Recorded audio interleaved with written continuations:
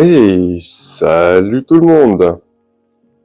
Bienvenue sur ce 6e épisode, je crois. Mon suivi d'élevage. Donc là, vous allez voir, il y a toutes les espèces exotiques, donc celles qui n'ont pas de diapause, juste un petit arrêt du chauffage en hiver, en quelques temps. Et après, je vous montrerai celles qui sont en diapause.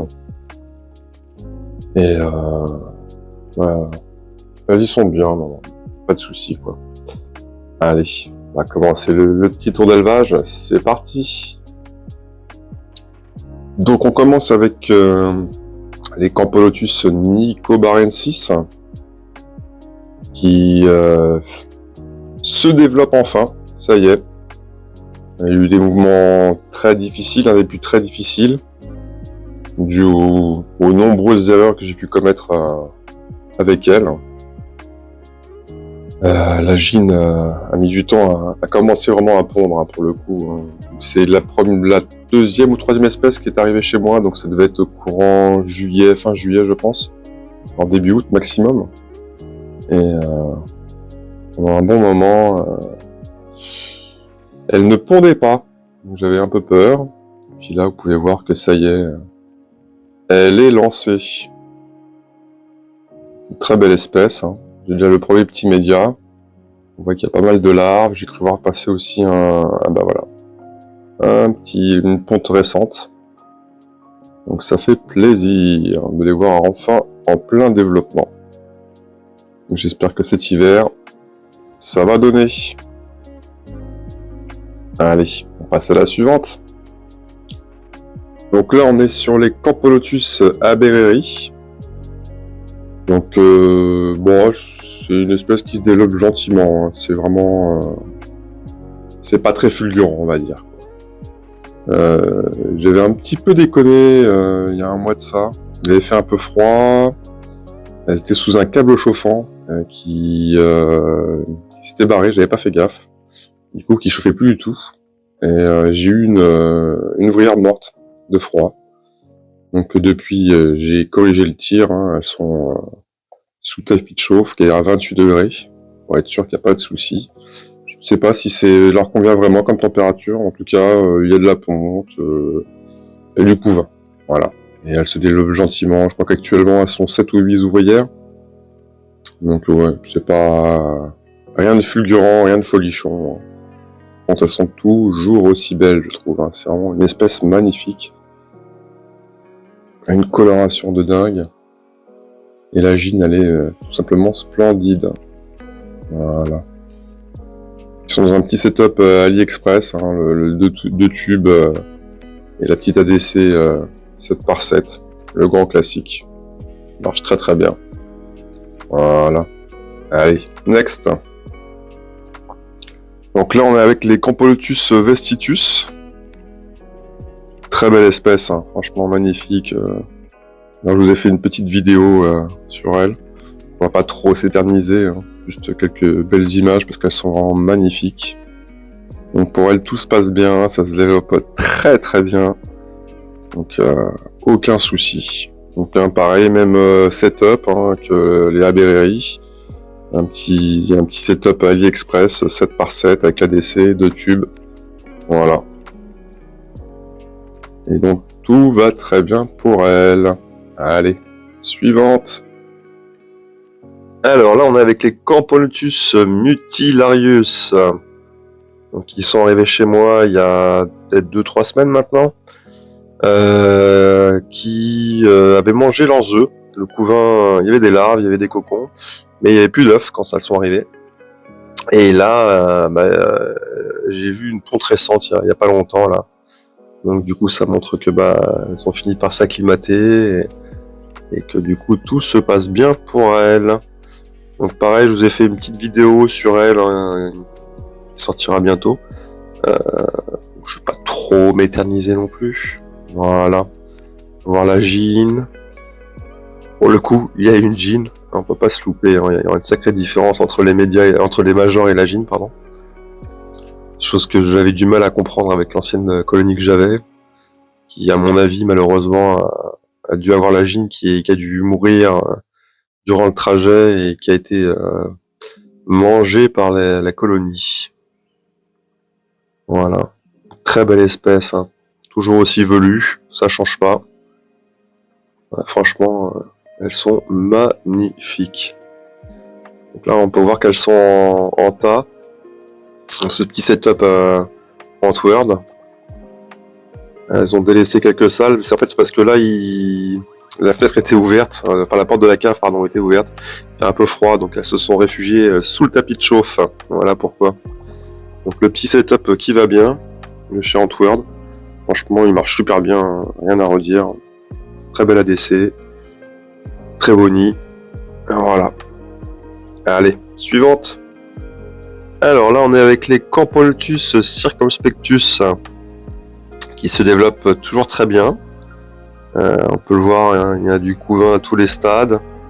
Tout se passe très très bien pour elle. J'ai eu pas mal de nouveaux médias ou peut-être gros médias et petits majors, je ne sais pas. On peut voir la gine à l'image. C'est vraiment une très très belle espèce, hein, franchement. Je suis très fan. Donc pour elle, bah aucun souci, tout va bien. Bon, elles m'ont un peu salopé le nid récemment là. Notamment, il y a une partie, mais je pense que le nid était vraiment trop grand pour elle. J'aurais dû switcher, leur mettre un nid un peu plus petit. Parce que du coup, elles m'ont fait une espèce de dépôt là, ici, là, un peu sauvage, un peu crado. Bon, je vérifie souvent s'il n'y a pas de saloperie et pas d'acarien, mais pas de moisissure, mais c'est pas le cas. Bon, après, il y a une trappe d'accès là, juste au bout, donc ça m'est déjà arrivé de passer un coton-tige histoire de nettoyer. Donc voilà. Donc pour elle, rien à dire, tout va très bien. Toujours dans ce petit setup Antword. Bon, c'est pas une vidéo sponsorisée, hein, je vous rassure, mais c'est du bon matos qui marche bien. Du coup, j'utilise pas mal d'espèces différentes. Voilà. Allez, on va passer à la suivante. Alors là, on est avec les Campolotus sanctus. Donc une gine que j'ai reçue seule. Elle arrivait en même temps que les Campolotus vestitus. Elle avait 2 cocons, elle en a mangé un à l'arrivée. Et donc du coup, j'étais pas trop sûr de mon coup. Et là, on peut voir que ça se développe super bien. Elle a 2 petites ouvrières. Elle a, comme vous pouvez le voir, du couvain à tous les stades. Donc je pense que ça promet vraiment de très belles choses. Elle est dans un petit setup AliExpress. J'ai voulu la faire déménager, mais elle a pas voulu bouger de tube. Donc du coup, j'ai dû faire un petit bidouillage. Et elles sont sur un tapis de chauffe qui, lui, par contre, chauffe à 26.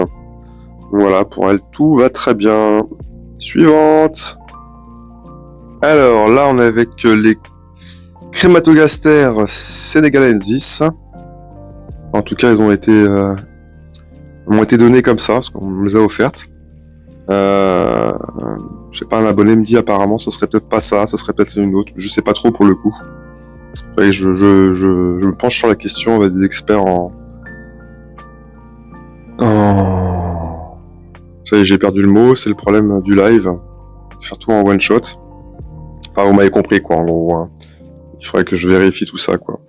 En tout cas, quel que soit son nom, elle se développe très très bien. Y a aucun souci, elles sont dans un setup que j'ai fabriqué moi-même et qui est bien viable hein, parce que franchement elle se développe super bien.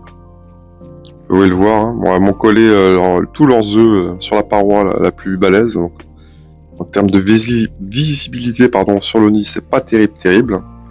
Mais bon, en tout cas, ça se passe très très bien. On va essayer de faire un plan un peu plus large sur le nid. Voilà, que vous puissiez voir. Donc, du coup, c'était un nid qui était fait en 2 parties. Voilà, donc c'était un nid qui était fait en 2 parties. J'avais obstrué cette partie-ci. Et avec un petit bout de coton. Et en fait, elles ont trouvé le moyen de rentrer. Mais elles n'arrivaient pas à ressortir. Donc, du coup, j'ai voulu éviter qu'il y ait eu des morts. Qu'il y ait des mortes, en gros, un petit drame. Hein. Donc, du coup, j'ai débouché le truc. Et au final, c'est pas plus mal. Elles m'ont pas mis trop de saloperies dedans. Ça leur fait un petit endroit en plus à explorer, à exploiter. Voilà. Et du coup, comme vous pouvez le voir, il y a pas mal d'espace de libre encore sur ce nid. Hein. Avant qu'elle le remplisse, je pense qu'il va se passer pas mal de temps. Voilà. Tout se passe très très bien pour elle. Allez, à la suivante. Alors là, on est avec les Camponotus parius, donc qui sont arrivés en même temps que les Sénégalesis, et que les Mutilarius d'ailleurs aussi. Donc du coup, c'est la plus grosse colo que je dois avoir. Hein. Il y a peut-être 200 individus faciles, hein, au bas mot. Je les ai installés dans un nid aussi que j'ai fait moi-même. Donc elle se porte bien dans ce nid. Par contre, j'ai un très gros souci et je pense qu'il va falloir que je déménage. C'est que, alors, je vais essayer de tourner qu'on puisse me voir, mais voilà, sur la réserve d'eau ici, là, en fait, si vous voulez, elles prennent les blattes que je leur mets dans l'aire de chasse, mais elles les remontent pas. Elles descendent en bas, elles les consomment, elles remontent pas les carcasses. Et donc, du coup, comme c'est très humide cet endroit-là, j'ai peur que des champignons se développent. Alors, peut-être pouvoir mieux voir d'ailleurs. Bon, on verra pas grand-chose, malheureusement, à cause de la condensation. Ouais, non. Et donc, du coup, j'ai peur que tout ça pourrit, hein, malheureusement, ça pourrisse. Donc, je suis en train de réfléchir à un déménagement, malheureusement, dans les jours prochains. Je vais pas leur laisser le temps que ça parte en vrille, cette histoire. Donc, en plus, la visibilité est vraiment pas terrible sur ce nid-là. Il y a beaucoup de rayures sur le plexiglas, malheureusement. Les galeries, je les ai fait trop profondes, donc du coup, on a du mal à voir ce qui s'y passe. C'était un des premiers que j'ai fait. Il est certes joli, mais il est vraiment pas pratique du tout. Donc voilà. Et j'ai eu beaucoup de mal à apercevoir la gine. J'ai enfin fini par la trouver, par la voir, hein, mais m'a fallu du temps dans l'observation, donc il a fallu vraiment que je les embête avec la lumière. Elles aiment pas trop ça et je peux le comprendre. Hein.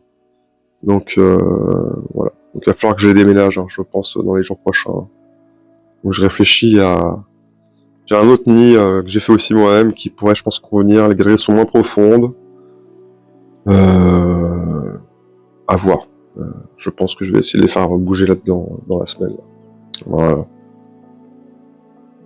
Mais après, sinon, esthétiquement parlant, il est très sympathique, il est très joli. Hein, il fait le boulot. Hein. Elle serait un peu moins crado, je pense qu'il n'y aurait pas de souci. Mais là, ça me plaît pas du tout. En plus, le seul point d'accès, finalement, elle le bouchait avec des saloperies. J'ai dû retrouver des carcasses de blattes. Comme on peut le voir aussi, là, il y a des cadavres. Enfin, ouais, c'est pas terrible, quoi. Franchement, c'est vraiment pas terrible. Donc, avant que ça parte en vrille, il va falloir que j'y remédie. Allez, on va passer à la suivante. Alors là, on est avec une des petites dernières aussi que j'ai rentrées il y a pas longtemps. Les Crématogastères Biroy, qui sont vraiment magnifiques, qui sont une bonne cinquantaine, mais qui sont très très compliqués à filmer. Du coup, c'est pour ça que j'ai pas fait de vidéo encore sur elles, parce que j'arrive pas à trouver un bon éclairage. Enfin, c'est très compliqué, franchement. Elles sont vraiment minuscules, hein. C'est de l'ordre du millimètre pour le coup, vous voyez. Et encore, même un millimètre, je suis pas sûr, franchement, c'est vraiment tout petit. Pour vous dire, d'ailleurs, elles sont dans un petit setup terre de fourmis. Pardon. Un petit setup terre de fourmis que j'ai gagné dans un concours sur un serveur Discord qui s'appelle les Halls de la Myrmico. Et donc là, en fait, elles sont dans l'aire de chasse.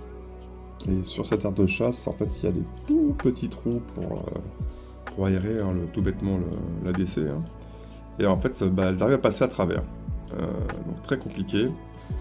Et puis, du coup, j'ai un peu du mal aussi à trouver les conditions de s'il en faut de la température ou pas, parce que quand je leur mets avec le gradient de chaleur, enfin, c'est un peu compliqué pour l'instant, je vous le cache pas. Bon, après, j'ai pas de mortalité, elles se maintiennent, même elles se développent, parce que j'ai vu qu'il y avait une belle grappe d'œufs qui avait été conduite il y a pas si longtemps que ça. Donc, ça montre que je me suis pas trop loupé non plus. Mais elles sont vraiment sympas, elles sont toutes petites, elles sont de tension. C'est vraiment... ça change. Si vous voulez, par rapport au Mutilarius, par exemple, ça change énormément, quoi. Allez, de toute façon, je vous ferai une vidéo bientôt sur elle, hein, c'est ça, mon soupe.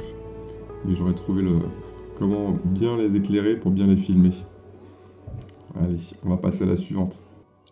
Alors, là, on est sur les Camponotus Arrogance. C'est la grosse surprise de cet élevage, pour le coup, de cette fin d'année. Elles sont arrivées avec 2 ouvrières. C'était quand? C'était fin août. Je suis retombé sur une vidéo qui était tournée mi-septembre. Elles étaient 4 ouvrières. Et là, vous voyez, fin novembre, elles sont une bonne vingtaine. Il y a du couvain à tous les stades. Franchement, c'est un truc de malade, cette espèce. Ça évolue à une vitesse, je pensais pas. Bon, après, il n'y avait pas beaucoup d'informations sur Internet sur elle. Donc, j'y suis allé un petit peu à l'aveuglette. Mais oui, ça a bien marché. Les conditions de maintien, apparemment, c'était les bonnes. Voilà. Bon, pareil, je ne vais pas trop m'éterniser sur elle. J'ai une petite vidéo qui est prévue donc aussi sur elle bientôt là, donc on en reparlera un peu plus en longueur. Voilà, donc elle c'était vraiment la belle surprise. Donc bien évidemment le nid Antword, le petit setup va être très rapidement trop petit. Donc il va falloir que je change tout ça. Donc voilà.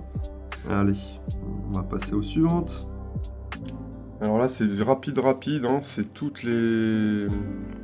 Celles qui sont en diapose, enfin en pré-diapose pour le coup, parce que là, donc je suis dans une cave qui fait à peu près 16 degrés dans cette cave actuellement, mais là où elles sont, il y a un courant d'air et du coup on est plutôt aux alentours de 12-13.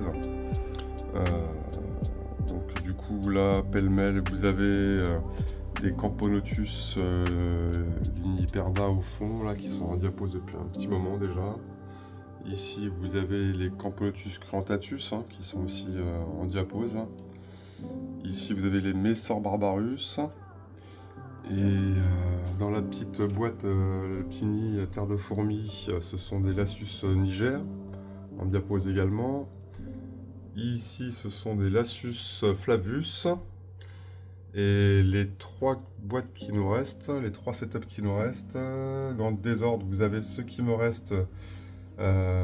des Meranopus bicolores qui ont perdu leur gine, qui s'est sauvé malheureusement. C'est une colonie que je continue à nourrir, mais qui est vouée à mourir malheureusement. Vous avez aussi une espèce que j'ai récupérée cet été durant les essaimages. Bon, je me rappelle plus le nom, mais en tout cas le nom scientifique, je sais que ce sont les fourmis rouges des jardins. Donc actuellement il y a 3 gines, il y a beaucoup de couvains, mais il n'y a pas encore d'ouvrières. Et le petit dernier ici, c'est une gine aussi que j'ai récupérée durant les essaimages. Je n'ai pas fait l'identification de cette gine, je ne sais pas du tout ce que c'est comme espèce. Voilà, on verra ce que ça va donner. Et puis, ah bah tiens, je vais acheter un œuf, moi j'ai pas regardé toutes mes fondations. On va faire une petite pause, on va regarder ça. Hop, donc là ce sont toutes mes reines en fondation. J'ai eu aucun décès, alors, mis à part la toute première gine Messor barbarus qui malheureusement nous a quittés. Ici à l'image on a une gine Fetch & Koi qui m'a été offerte. Donc, mais bon apparemment c'est un début très difficile pour elle. La personne qui me l'a donné m'a franchement dit qu'il y avait de grandes chances qu'elle décède chez moi. Ça fait plus d'1 an qu'elle est là, elle a jamais vraiment elle a pondu, mais à chaque fois elle a mangé ses œufs. Donc bon écoutez, là je vois pas de ponte, ça fait 2 semaines et demie, 3 semaines qu'elle est chez moi, on n'a pas de ponte, on verra. Donc après il y a différentes espèces que j'ai récupérées cet été durant les essaimages. Je sais qu'il y a au moins 4 Lasius emarginatus qui ont pondu. Voilà. Après il me semble qu'il y a une Lasius flavus aussi. Et puis d'autres espèces, j'ai pas fait identifier non plus, je pourrais pas vous dire. Voilà, il faudra que je m'y colle cet été, enfin au printemps prochain. Donc tout le monde est en vie, tout le monde se porte bien. Voilà. Bon, bah voilà, c'était une vidéo un petit peu longue, mais comme vous avez pu le voir, il y a du monde. Donc bah merci d'être resté jusqu'au bout, pour les plus courageux. Pour les autres, ça sera peut-être pour une prochaine fois. Eh bien, n'hésitez pas à laisser vos commentaires, parce que si je fais ces vidéos à la base, c'est parce que je suis débutant. J'ai commencé cet été, je vous le rappelle, au mois de juillet. Je me suis un peu lâché, je me suis un peu emballé, j'ai peut-être un peu trop d'espèces. Mais voilà, donc si je fais ces vidéos, c'est surtout pour que vous ayez avoir un retour d'expérience sur mes setups, sur mes pratiques. Je suis le plus transparent à chaque fois sur toutes mes vidéos. Tout ce que j'ai pu faire comme bêtises, je vous l'ai dit. Et puis bah voilà. Donc j'attends un petit commentaire, ça serait pas mal. C'est que pour voir si au moins si je fais un truc bien. Voilà. Et bien écoutez, je vous dis à la prochaine. Et ce sera sûrement oui, le dernier tour d'horizon de cette année, 2024. Bon, je referai des vidéos pour les suivis des espèces exotiques qui ne partiront pas en diapause, mais là en tout cas c'est cette dernière partie de vidéo que vous avez pu voir mes espèces endémiques, c'était vraiment les dernières images que vous verrez pour l'année 2024, ça c'est sûr. Voilà. Bah écoutez, je vous dis à très bientôt, et salut tout le monde!